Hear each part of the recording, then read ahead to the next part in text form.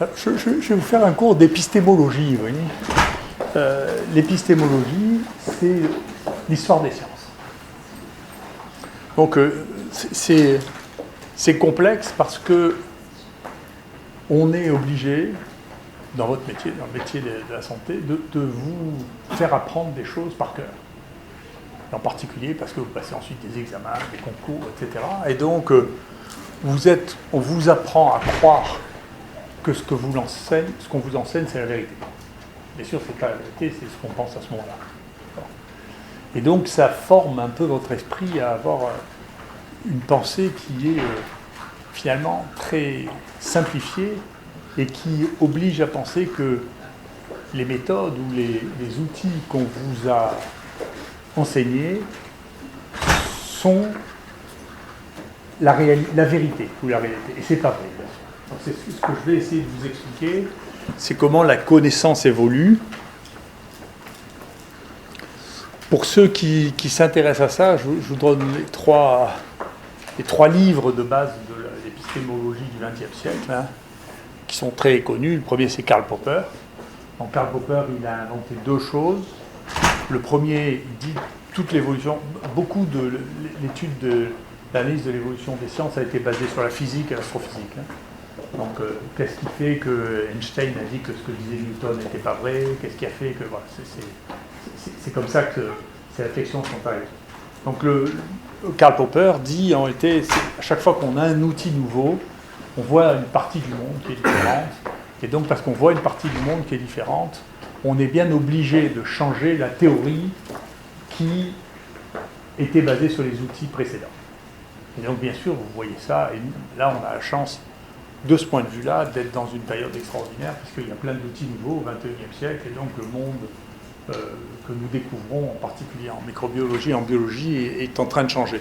La deuxième chose qu'il dit, et ce qui est vraiment très adéquat à notre situation, c'est moi je suis beaucoup de voilà, je pourrais s'en servir pour son papier refusé, c'est que toute théorie scientifique est falsifiable, c'est-à-dire que vous pouvez toujours trouver un exemple d'une expérience qui contredit votre théorie. Si vous ne pouvez pas faire ça, s'il n'y a pas d'expérience qui puisse contredire votre théorie, alors c'est que ce que vous développez, c'est une religion, c'est plus une science. Donc si c'est une vérité absolue, ça a cessé d'être de la science, c'est une religion.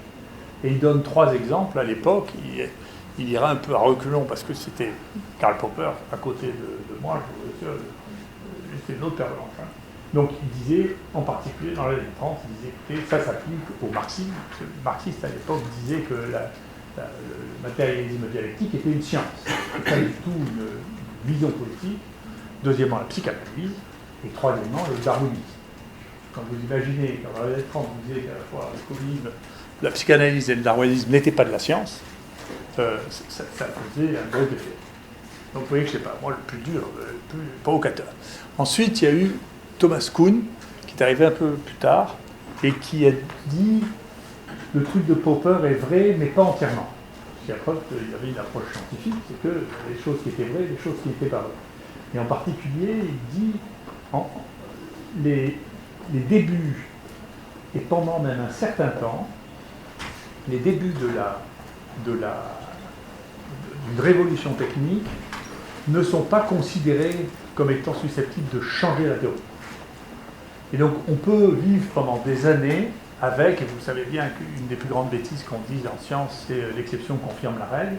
Ce qui est une phrase d'imbécile, c'est qu'il y a toutes les exceptions mettent la règle au défi. La théorie est détruite par les exceptions. Mais il y a un temps pendant lequel les gens tolèrent des exceptions à la règle, et petit à petit, il faut faire ce qu'il appelle changer de paradigme, c'est-à-dire changer de modèle complètement, parce que le modèle ne peut plus expliquer le fait qu'il y ait tellement d'exceptions à ce modèle. D'accord ? Et donc c'est, attendez, les gens qui parlent de science disent souvent qu'il faut changer de paradigme.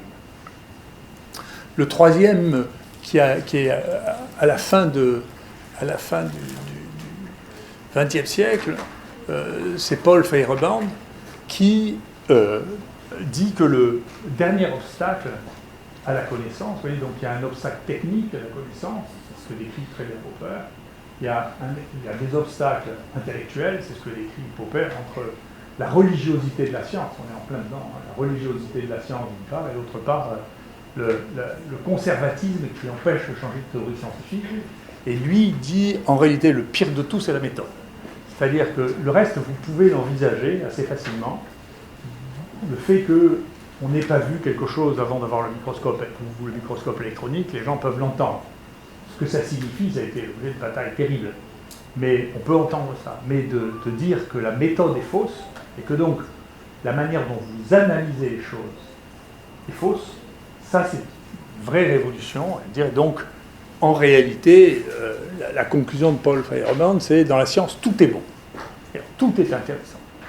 Donc, après, la hiérarchie de ce qui a été découvert, c'est le temps qu'il trie, parce qu'on ne sait pas le faire en particulier au moment. Alors, il y a eu un travail très très intéressant qui a été fait dans cet esprit-là par Bruno Latour, qui était un anthropologue, qui a commencé d'ailleurs à faire son premier stage d'anthropologie à Lowestoft, en Afrique, et son métier c'était d'observer les chercheurs. D'accord ? Et donc il observait le comportement des chercheurs. Ensuite, il est allé en Californie, dans le laboratoire d'un type qui est devenu prix Nobel, qui était un Français qui avait émigré aux États-Unis. Il avait émigré aux États-Unis, c'est l'anecdote qui est intéressante, parce qu'il avait échoué à l'internat de Dijon.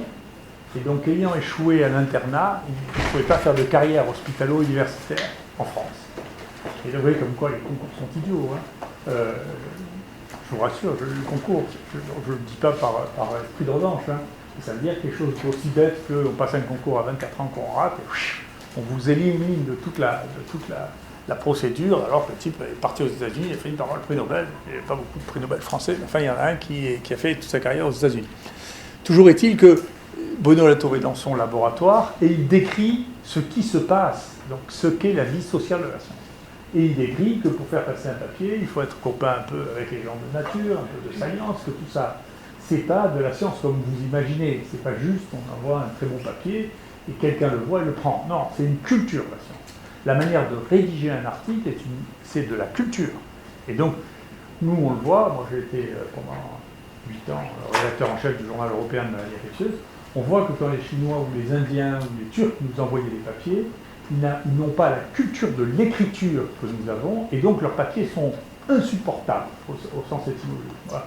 Y compris, avec Michel, on a cette expérience de papier qu'on a fait, qu'on a entièrement réécrit parce que les papiers étaient extrêmement intéressants, mais la forme de présentation n'était pas la même chose. On a eu la même chose avec les Russes. Les Russes, pendant une période, les Russes sont très, très spéculatifs et avaient une très très bonne formation intellectuelle dans les universités, mais ils n'avaient pas d'outils. Donc avec un résultat, ils vous faisaient un papier de 30 papiers, de 30 pages, vous voyez. C'est-à-dire qu'il y avait une spéculation autour d'un simple résultat, qui est une autre culture, parce qu'ils n'avaient pas assez de résultats, parce que là, les Chinois, c'est l'inverse, ils ont 100 000 résultats, et ils ne commentent pas, ils jettent en vrac, ils disent, tiens, regardez ce qu'on a fait. Vous voyez, donc ces cultures ont un effet absolument essentiel, et donc c'est ce que décrivait Latour, c'est la partie culturelle des laboratoires est un point extrêmement important dans la diffusion de la connaissance, et donc on peut diffuser sa connaissance que dans une culture et à travers une culture, et pas autrement. Et puis, malheureusement, alors ça c'était une grande déception chez Latour, c'est Latour, à un moment, s'est posé la question que vous voyez se présenter d'une manière très très très pratique en ce moment dans l'épidémie de Covid, qui s'est posée aussi dans les questions sur le réchauffement de la planète, c'est est-ce que ce qui est plus important, ce sont les données réelles ou ce que ces données réelles risquent de faire penser pour quelque chose pour lequel on est concerné, pour lequel la société est concernée. Et c'est une des grandes questions de la santé publique, c'est est-ce qu'il faut dire qu'il n'y a pas d'évidence ou qu'il y a des évidences contre quelque chose qui est un message de santé publique ou qui est un message populaire. Et c'est une vraie question, c'est-à-dire qu'est-ce que... Et lui, Latour, conclut qu'entre les faits et les concerns, c'est-à-dire ce par quoi on est concerné, ce qui est prioritaire, c'est ce par quoi on est concerné, ce n'est pas les faits. D'accord ? Et bien entendu, les scientifiques, eux, pensent le contraire. Ils pensent que les faits persistent au-delà des théories et au-delà des grandes priorités politiques ou de santé publique. Et c'est un vrai conflit. c'est un conflit auquel vous venez d'assister et qui n'est pas fini. Qui peut amener éventuellement d'ailleurs à tripoter les données, là on a des exemples, je vous en donnerai, pour rester dans le concerne, ce par quoi on est concerné, au-delà de la constatation simple des faits. Alors, dans les réflexions sur la science, il y a une réflexion de Husserl qui est un phénoménologiste, hein, donc qui est quelqu'un qui met le phénomène avant tout. Lui, c'est pas le concerne, c'est le phénomène. Hein. Et le dernier livre de sa vie, c'est un peu difficile à lire, Husserl. Il a écrit ça, vous voyez, en 1934-35, la crise des sciences européennes et la phénoménologie. Et dedans, il écrit, voilà, les modèles mathématiques ne sont que les habits des idées. Les modèles mathématiques sont faits pour prouver qu'on a raison. Et c'est vrai. Moi, je travaille avec des mathématiciens depuis très longtemps. Je peux arriver à la conclusion que je veux. C'est une question de choisir le test, choisir les conditions, choisir les populations testées. Et donc, il ne faut pas... La méthodologie n'est pas une science. La méthodologie est un outil au service de la science. Et cet outil est pervertible. Donc, si on essaie d'avoir une réflexion un peu calme, et intéressante d'ailleurs, si vous regardez les essais randomisés, qui ont été une des grandes discussions de ces derniers mois, si vous regardez, c'est une expérience pour vous montrer que, y compris la science et l'encyclopédie culturelle, si vous êtes capable de lire en anglais, sur une question chaude, regardez sur Wikipédia la version française et la version anglaise. C'est génial, j'ai l'impression qu'on ne parle pas de la même chose.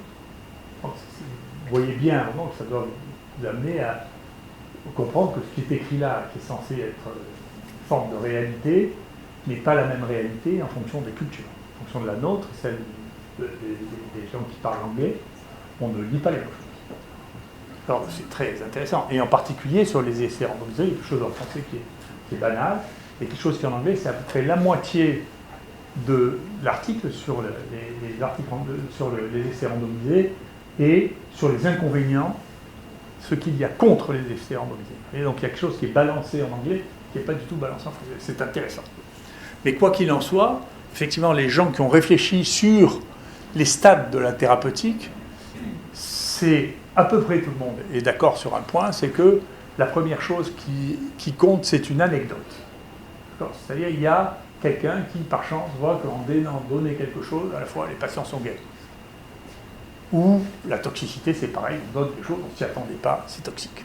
Donc cette anecdote, là, le case report, le premier cas, tout commence toujours par un.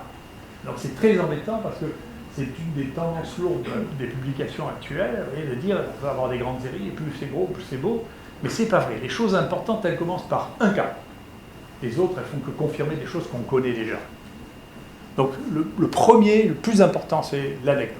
Un cas. À partir d'un cas, vous ne savez pas ce qu'un cas devient. Donc un cas, ça peut devenir très fréquent, ça peut rester un cas isolé, mais avant que ça commence, et avant que ça ait été identifié, vous ne savez pas. La deuxième chose, ce sont les séries observées. Donc vous avez un cas, et vous dites, tiens, je vais regarder dans cette série s'il y a plusieurs cas comme ça, ou s'il n'y a toujours qu'un cas. Vous êtes toujours dans le domaine de la description, c'est descriptif, c'est observationnel. D'accord ? Et puis, le troisième point, s'il y a un élément de comparaison, s'il y a quelque chose à comparer entre deux stratégies, ou entre deux manières de faire le diagnostic, ou entre deux traitements, là, il est temps d'entrer dans un mode de comparaison. Alors, les comparaisons, elles peuvent être historiques. Alors, voilà, il y avait tuberculose, ça tuait, je ne sais pas, 40% des gens, 50% des gens. Maintenant, on les traite, regardez, il y a plus de 5% des gens qui meurent. Il y a une différence par rapport à la donnée historique. Et on s'est contenté de ça pendant la plus grande partie de l'histoire de l'humanité. Ensuite, elles peuvent être géographiques, c'est-à-dire que, écoutez, nous, à Marseille, on fait ça, à Paris, ils font ça, il y a une différence de mortalité assez significative d'ailleurs, donc c'est comparatif.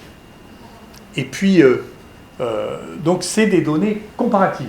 Après, il y a des manières de sophistiquer les données comparatives, qui est, on dit, mais vous ne parlez pas à la même chose, donc il y a des méthodes d'ajustement Et à partir du moment où vous ajustez, vous commencez à tricher. Et bien sûr, parce que les gens n'ont pas nécessairement le même âge, le même sexe ratio, le même degré de gravité, et donc vous ne comparez pas nécessairement des choses qui sont très comparables. Donc la comparaison, ça ne marche que pour des choses grossières. Si vous cherchez des comparaisons qui vous montrent des différences de 1 ou de 1,5%, vous êtes sorti du monde de la réalité, en réalité, puisqu'il y a une telle différence de management dans les couples médecins-malades de l'un à l'autre que c'est 15% des patients qui ne prennent pas du tout leurs médicaments. Enfin, vous le savez tous, il n'y a aucun de vous n'a entièrement pris l'ordonnance qu'on lui a prescrit. C'est pas vrai. Si vous me dites oui, je ne vous crois pas. Je vous classe définitivement dans les menteurs. C'est pas vrai. Si on vous a fait une ordonnance pour une angine, c'est pas vrai que vous avez pris toujours l'antibiotique. C'est pas vrai. Donc, vous pouvez toujours écrire ça dans les articles randomisés. Dans les articles de trucs randomisés, c'est juste pas vrai. C'est-à-dire que ces limites-là, en réalité, elles limitent la variabilité des médecins et la variabilité des malades. Et donc, vous n'êtes pas capable de déterminer qu'il y a quelque chose qui est 1% supérieur à quelque chose d'autre. Ce qui est le but des immenses études randomisées, c'est de démontrer qu'il y a des différences là où, en fait, il n'y en a pas dans la pratique. Et donc, c'est les études randomisées qui sont devenues le sel de la Terre, simplement, mon point de vue, parce que ça occupe beaucoup de personnes, c'est généralement payé par l'industrie, donc il n'y a pas de travail à faire. Et les gens ont l'illusion de faire de la recherche parce qu'ils incluent 1, 2 ou 3 malades, quelqu'un écrit l'article à leur place et ils ont une publication qui leur fait penser qu'ils ont fait de la recherche. Et ce qu'ils ont fait, c'est recruter les malades. Donc c'est la raison pour laquelle il y a beaucoup plus de gens qui sont capables de faire ça que le reste. Alors, comment on approche la science? Quelles sont les choses qui permettent la découverte? Il y a trois manières de le faire. Il y a un terme qui n'est pas très employé en France, mais qui est un point très important, c'est l'abduction, c'est-à-dire que c'est la découverte par hasard. Donc, mais la découverte par hasard, elle n'est pas entièrement faite par hasard. C'est ce que j'appelle, il y a les bons pêcheurs et les mauvais pêcheurs. Donc, il y a les gens, Pasteur disait ça autrement, il dit la chance sourit à ceux qui sont préparés, c'est-à-dire qu'il faut préparer son intellect à être capable de découvrir des choses. Nous, on a des rites comme ça, on dit « va fouiller dans la poubelle ». C'est-à-dire que quand vous avez fini l'analyse, tout ce qui était reconnu dans l'analyse, finalement c'est banal, c'est ce qui n'est pas reconnu dans l'analyse qui est le plus important. C'est ce que nous, on met à la poubelle. Et donc, ce qu'on met comme poubelle avec les méthodes actuelles est inouï. C'est-à-dire, aussi bien la génomique, on met 30% de ce qu'on a séquencé à la poubelle parce qu'on ne sait pas quoi en faire. Quand vous regardez les protéines, c'est jusqu'à 60% des peptides que vous trouvez, que vous foutez à la poubelle. Quand on regarde les ARN, c'est encore pire. Ça veut dire que vous avez probablement la moitié du monde analysé qui se retrouve dans des poubelles qui ne sont pas analysées. Parce qu'on ne sait pas les analyser.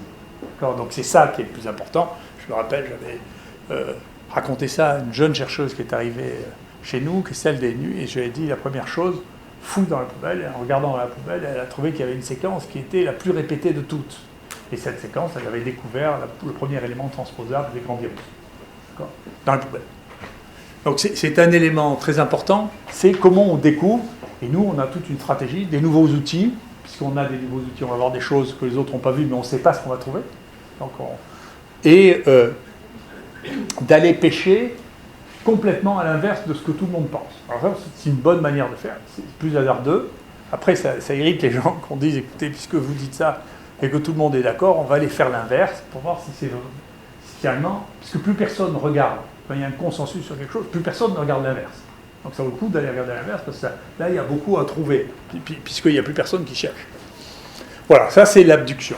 L'induction, c'est j'ai une hypothèse, et cette hypothèse, je mets en place les outils qui me permettent de confirmer cette hypothèse.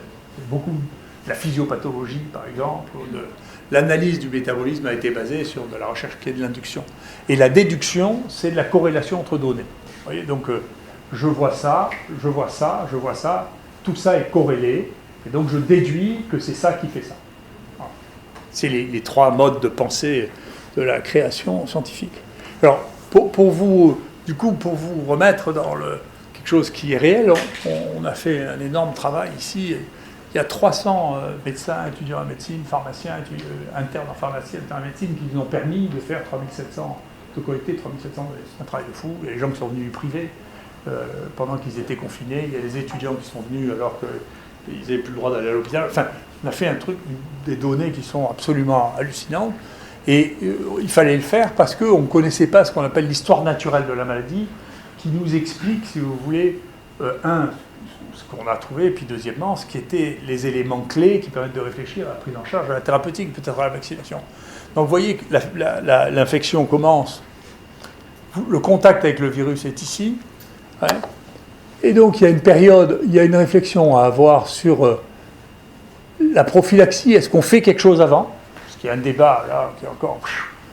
L'Inde fait ça à tire-larigot, il y a un papier dont je vous reparlerai qui dit aux États-Unis ça ne marche pas, donc c'est un grand conflit. L'hydroxychloroquine a soulevé un truc qui est encore plus important que le fait que la Terre tourne ou pas pendant la Renaissance. Hein. Je ne vais pas me prendre pour Galilée, mais c'est ce niveau de folie. Ensuite, il y a le traitement préventif qui se trouve entre l'incubation et la maladie. Là, l'incubation dure 5-7 jours. Bien, si on donne des médicaments là, est-ce qu'on empêche la maladie? Et puis ensuite, il y a quelque chose qui commence, qui n'est pas qu'on a redécouvert, mais on savait ça. Les maladies virales, elles commencent avec la faute du virus, elles continuent avec la faute de l'hôte. D'accord? Donc si vous voulez traiter une maladie virale, c'est tout début. Vous avez une fenêtre qui fait 48 heures, 72 heures pour le traiter. Et après, ça ne marche plus, parce que c'est la réponse de l'autre qui compte.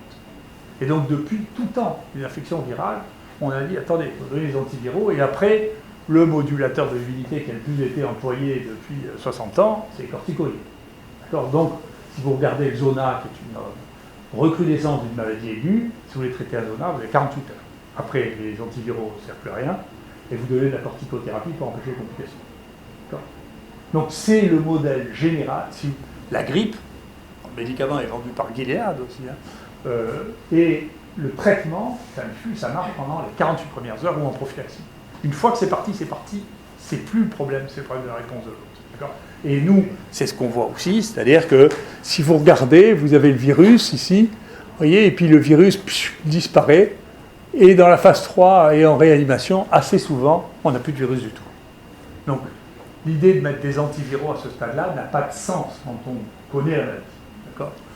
En revanche, quand il y a une phase intermédiaire, donc cette phase-là, il y a une phase intermédiaire dans laquelle l'élément essentiel est la réponse immunitaire violente, extrêmement violente, dans un certain cas, hein, heureusement pas dans tous, qui va entraîner des modifications hématologiques majeures, lymphopénie, néosinopénie, il n'y a plus des éosinophiles, il y a une hyperleucocytose, et puis plein de marqueurs, en particulier des dimères, qui vont entraîner des troubles qui vont être associés avec les troubles de la coagulation. Et donc là se pose la question, à ce stade-là, est-ce qu'il faut donner des modulateurs de l'immunité, sachant que certains modulateurs de l'immunité sont les mêmes que ceux qui ont une activité antivirale, comme l'hydroxychloroquine et l'azithromycine, qui ont tous les deux une activité modulatrice et une activité antivirale. Je ne vous demande pas de croire ça ou pas, c'est le temps qui triera la vérité, on ne la voit pas au jour le jour. Et puis le dernier stade, c'est le syndrome de détresse respiratoire aiguë. Alors là, écoutez, il n'y a plus rien, ni de mon point de vue, et de ce que j'ai vu, et de discussions que j'ai avec les réanimateurs, il n'y a plus rien qui compte, ni l'immunologie, ni le virus.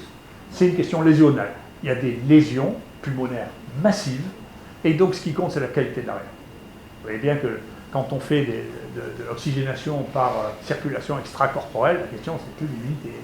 La question, c'est de les tenir vivants le temps qu'ils récupèrent et que les lésions se cicatrisent. Voilà.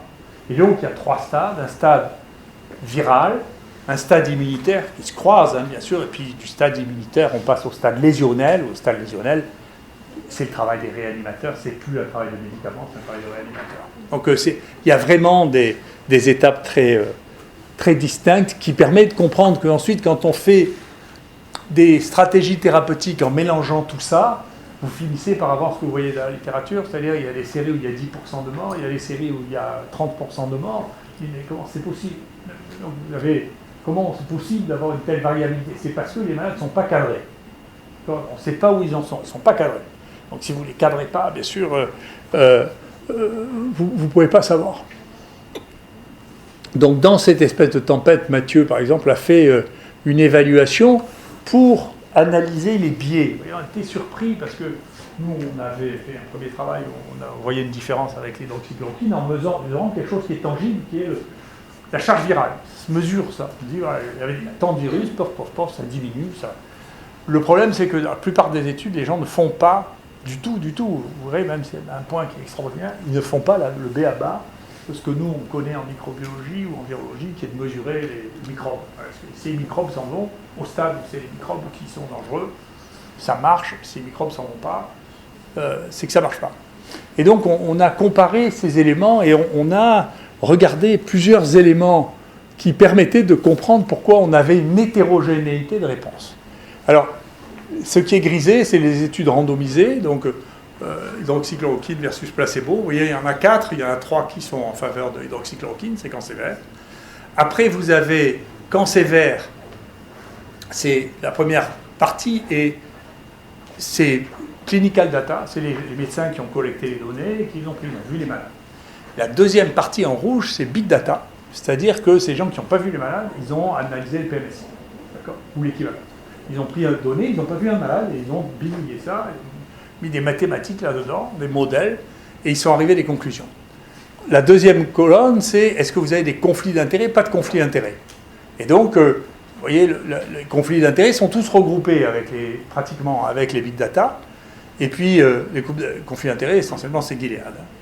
Et donc, c'est significatif, hein, la différence est significative dans le résultat, pro ou contre. Ensuite, pro ou contre, c'est l'hydroxychloroquine marche ou ne marche pas. Et ensuite, parce que les big data n'ont pas ces données de manière précise, vous avez le traitement qui est détaillé, c'est ce que prennent les gens, la posologie, on parlerait de la durée du traitement, soit vous ne l'avez pas. Et quand vous ne l'avez pas, bien sûr, c'est cohérent avec les big data, et donc les conclusions, bien sûr, la nature des conclusions est une nature des conclusions différente. Ça vient d'être publié, ça.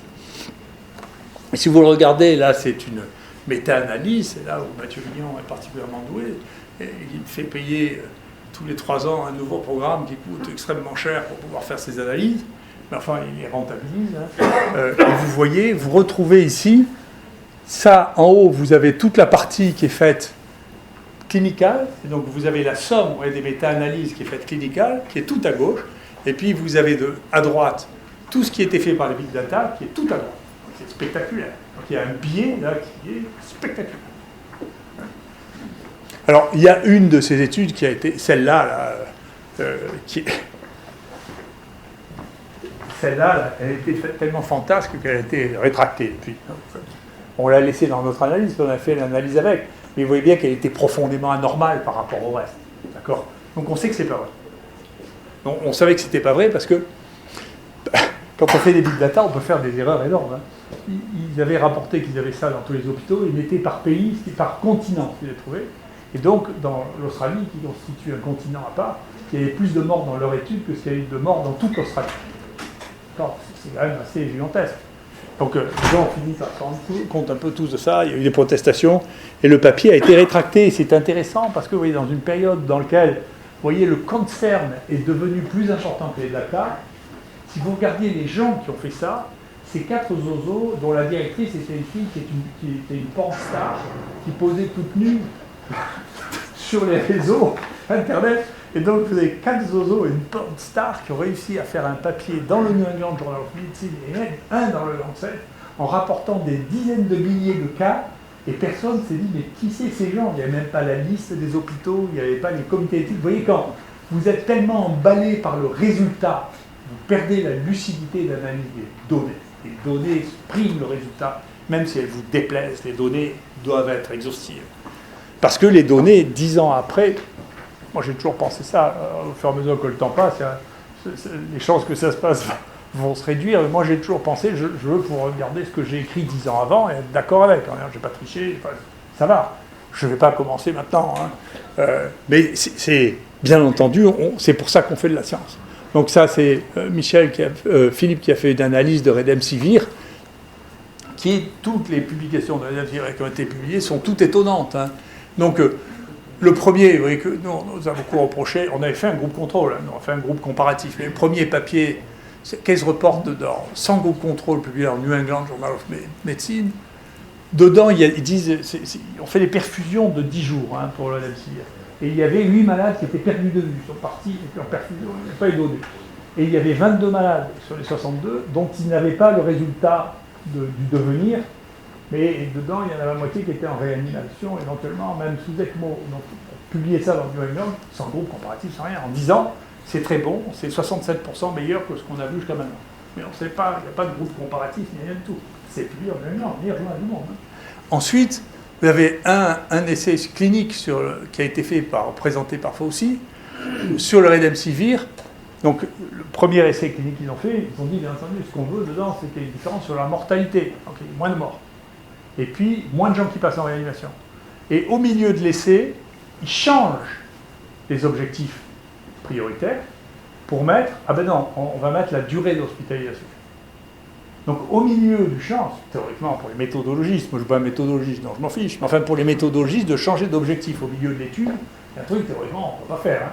On ne doit pas faire des modifications après observation des objectifs, c'est tricher. Donc on peut dire après, écoutez, non, on n'avait pas ça, mais voilà ce qu'on a constaté par ailleurs, qui n'étaient pas nos objectifs. Mais ils n'ont pas fait ça. Ensuite, ils ont fait un article. Alors, l'article qui a été publié dans le New England est extrêmement étrange quand on regarde les supplémentaires. Il faut toujours regarder les supplémentaires data, parce que quand vous les regardez, vous vous rendez compte que c'est très hétérogène et que la seule partie où ça marche, c'est la partie où on ne sait pas. Dès qu'ils sont vraiment malades, en réalité, ça marche. Alors, dès qu'ils commencent à avoir de l'oxygénothérapie, ça marche. Il n'y a pas de différence entre les groupes. Donc c'est très spectaculaire. Hein, après, la communication autour de ça n'a rien à voir avec la réalité. Ensuite, ça c'est un des trucs qui est mignon comme tout, c'est dans l'essai clinique, ils ont fait un essai clinique, parce que quand même, si vous dites ce truc, c'est pour les gens qui vont plutôt pas mal et qui n'ont pas besoin d'oxygène. Mais il faut leur faire 10 jours de perfusion. Ah, c'est un peu difficile, parce que les gens qui sont à la maison vont prendre 10 jours de perfusion pour un truc qui n'est pas très grave, dont la mortalité doit être de 1%, et quand on est à ce stade-là, ça va être un peu compliqué. Donc ils ont dit, bah, écoutez, maintenant on a fait une sous-analyse, un autre papier en New England, où on compare 5 jours et 10 jours. Et donc on dit 5 jours et 10 jours, c'est pareil. Et ils regardent, ils disent, voilà, quels sont les effets secondaires. Et dans les effets secondaires, ils font un truc que je n'avais jamais vu. Pourtant, je regarde beaucoup les effets secondaires. Ils comparent le placebo au Remdesivir et ils mélangent tous les effets secondaires. Et donc, ils mélangent l'insuffisance rénale. On sait que le Remdesivir, ça donne de l'insuffisance rénale. Et donc, ils mettent comme effet secondaire l'insuffisance rénale en même temps que la constipation et la nausée. Donc, quand vous avez mélangé la constipation, la nausée et l'insuffisance rénale, il n'y a pas de différence significative. Et si vous regardez juste l'insuffisance rénale, il y a des différences significatives, bien sûr, parce qu'il y a un groupe où il y a des insuffisances rénales, un groupe où il n'y en a pas. Vous pouvez le regarder, hein, c'est sur l'article, c'est extraordinaire. Alors, on ne sait pas comment ça peut être publié, c'est tout à fait extraordinaire. Et puis, ils ont publié aussi un truc de Surgisphère extraordinaire, qui disait que, ce qui est une question, nous, à laquelle on n'a pas réussi à répondre, qui est l'hypertension est un facteur défavorable dans cette maladie, et on n'arrive pas à savoir si c'est les antihypertenseurs ou l'hypertension. Et c'est pas neutre parce que les inhibiteurs, les canaux-calciques, les ACE sont la cible du virus. Donc si vous modifiez ça, ça peut jouer sur le virus en positif ou en négatif, et nous on n'arrive pas à discerner, vous voyez, si c'est l'hypertension, les bêta-bloquants ou les ACE qui font la différence, qui font que c'est plus sévère.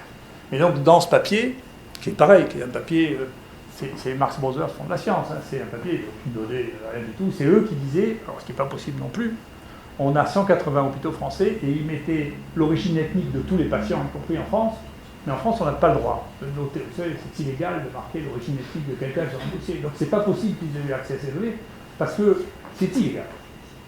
En plus, les hispano-américains, pas beaucoup.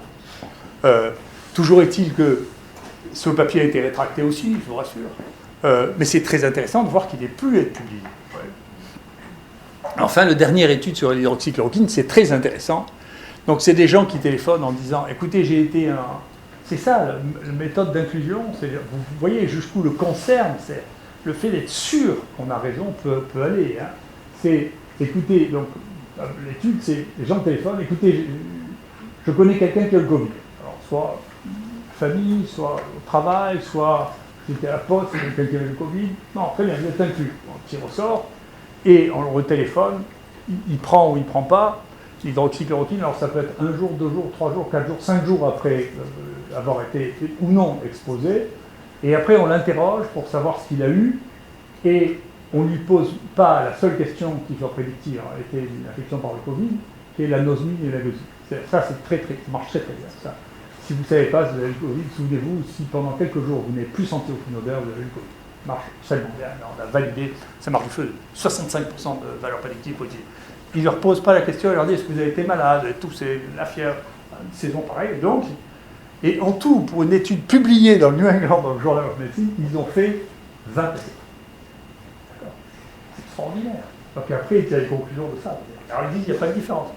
C'est sûr, on ne sait pas très bien ce qu'on fait, on ne sait pas qui on inclut, on ne sait pas ce qu'ils ont après. Ça sort à New England, c'est incroyable. On voit quand nous, comment on s'empoisonne pour faire des articles.